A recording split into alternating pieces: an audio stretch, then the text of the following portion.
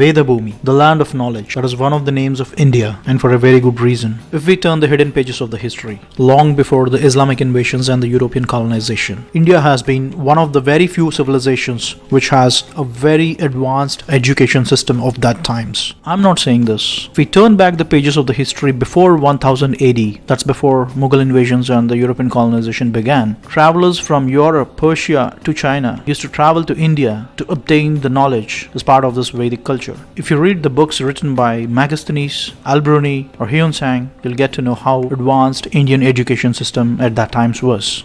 The knowledge of ancient India. It is one of the most comprehensive and complex education systems in the world. In this short video, we try to compile how the ancient Indian education system looked like. The heritage of the ancient Indian education and value system as we know today has been largely preserved by the inscriptions on the temples, manuscripts, and verbally transmitted from a teacher to a student. These are the three main sources from which we have been preserving the Vedic education system till today. Now let's see what they are. For ease of understanding, we have put it this way. There are 6 broad categories of Indian scriptures which hold the entire knowledge system. They are Shruti, Smriti, Purana, Itihasam, Agamam, Siddhantam. And they cover a diverse set of fields of education like mathematics, physics, biology, philosophy, astronomy, health sciences, linguistics, and many other branches of science and technology besides the theological concepts.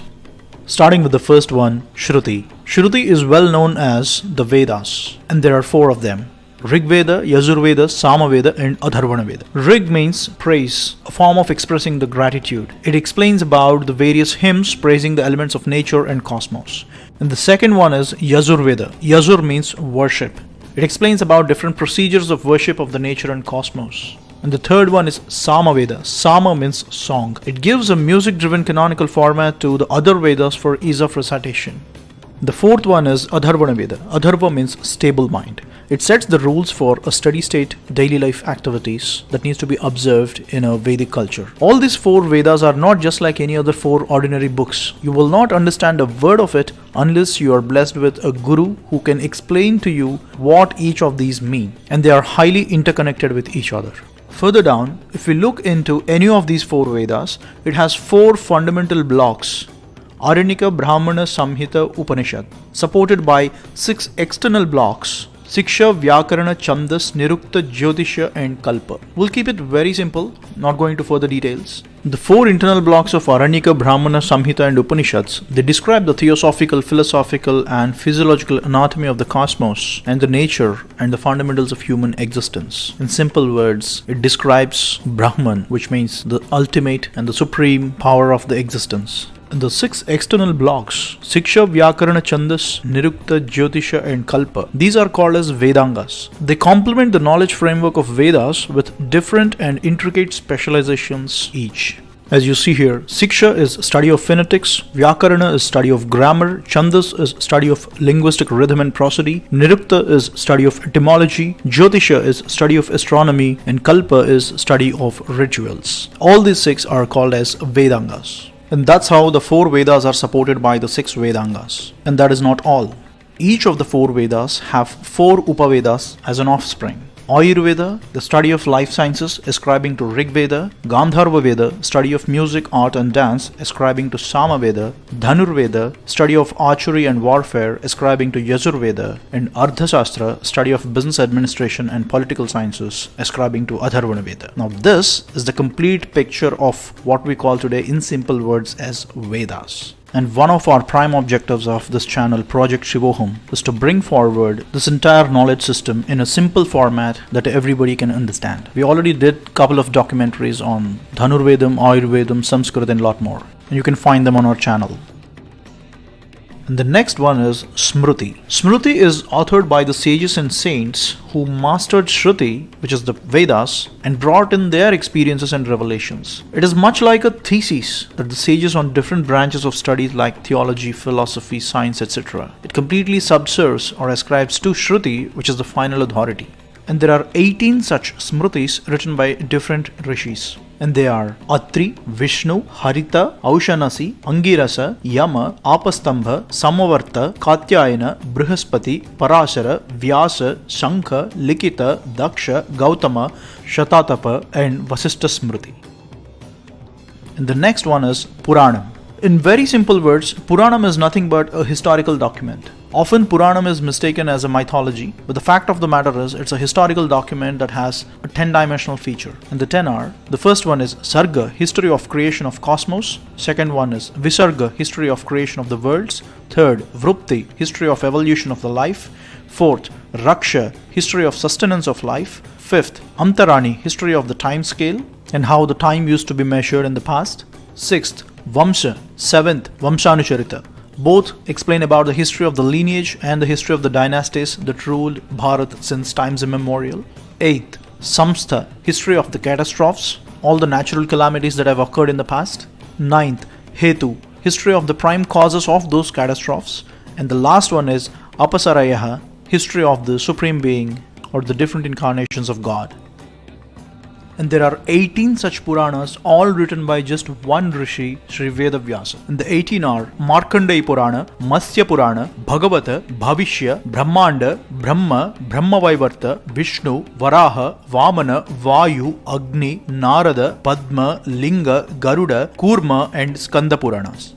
The amount of knowledge in these Puranas is just incredible. For instance, Agni Puranam explains about different varieties of martial arts. We did a short documentary on Dhanurvedam, extracting details from Agni Puranam and Dhanurveda Samhita. You can check out on our channel. The next one in line is Itihasa. Itihasa, the word spells as Itihasa, which means this is how it happened. Of all the scriptures, Itihasas are the one which shaped up the ethos of India as we know today. And there are only two Itihasas, Sri Ramayanam and Mahabharatam. These two scriptures are of the highest order which defined, directed and drive the human values in India since thousands of years. And Bhagavad Gita, which is the epitome of all the sacred scriptures, is an integral part of the grand epic of Mahabharatam. And the next one is Agamas. Agamas are treatises on theology, epistemology, and also describes the architectural principles of temple construction. Basically, they are the rule books of how a temple needs to be constructed and the rituals in the temple needs to be organized. All the magnificent grandeur of the Indian temples and the exquisite carvings that we have on the Indian temples. The source code of all that beauty is from Agamas. For instance, Shilpa Shastra, the branch of knowledge which deals with sculpting, is from Agamas. And there are 77 Shakti Agamas, 28 Shiva Agamas and 108 Vishnu Agamas. So wide and so deep. And the last one we have Siddhantam. Siddhantam means principles, a set of principles in different fields of science and technology. These are the most interesting part of the scriptures. For instance, in astronomy itself we have 18 Siddhantas which talks about different details about planetary motions, geometrical principles, trigonometry, calculus, a lot more. In this category, we have a huge set of scriptures that are in the fields of science and technology. To name a few, Sushruta Samhita by Rishi Sushruta on surgery and medicine, Aryabhattiyam by Aryabhatta on astrophysics and astronomy, Ardhashastra by Chanakya on commerce and business administration, Panchasiddhanta by Varahamihira on treatise of astronomy, Rasendra Mangalam by Nagarjuna on the science of alchemy, and the list goes on and on. And that is a very brief history about the Vedas and the other scriptures of ancient Indian education system. For ease of understanding, we tried to condense a lot, but it is so wide, deep and complex all at the same time. And the backbone for this entire education system is Sanskritam. And if we don't have the competence of Sanskritam, all this knowledge system is good for nothing. Let me give you one example and you will understand it. Here is a slokam from Aryabhattiya, written by Aryabhatta. Yes, the same man whom we celebrate that he invented zero. In this slokam, he gave two scenarios. The first scenario is two bodies moving in opposite directions, and the second scenario is two bodies moving in same direction. He says that time elapsed for R and B to pass through or otherwise is equal to the distance by sum of their speeds. And in the other scenario, it is distance by difference of the speeds. In simple words, he gave the equation of speed is equal to distance by time. This equation of speed is equal to distance by time is the foundation for kinematics, a branch of physics, which is the heart and soul of everything that moves in this world. This equation is the foundation in the engineering of be it a car or a space shuttle. This equation is a revolutionary discovery. But if we don't know how to read Sanskritam, all this is good for nothing. According to the documented history, Galileo Galilei in the year 1638, he published a book called Two New Sciences. In this book, he first gave the formula of speed is equal to distance by time. Now don't start judging Galileo. All his work is original, and if you read this book, you'll get to know. He did not get inspired from Aryabhatta. But the fact of the matter is, something that was discovered by Aryabhatta in 510 CE had to be rediscovered by Galileo in the year 1638. In these 1000 years, the speed is equal to distance by time equation, which is written in Sanskritam, is locked up in Aryabhatiya. 1000 years. Imagine what could have been the impact if this was known earlier to the whole world.